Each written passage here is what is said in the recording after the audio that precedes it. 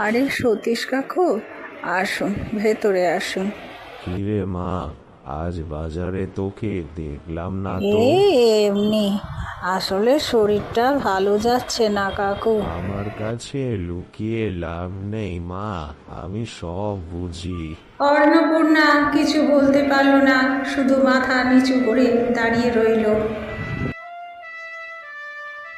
এই নে মা, একটু চাল আর একটু আলু এনেছি, না করিস না না মা। কাকু, আমি এটা নিতে পারবো না। কেন পারবি না মা?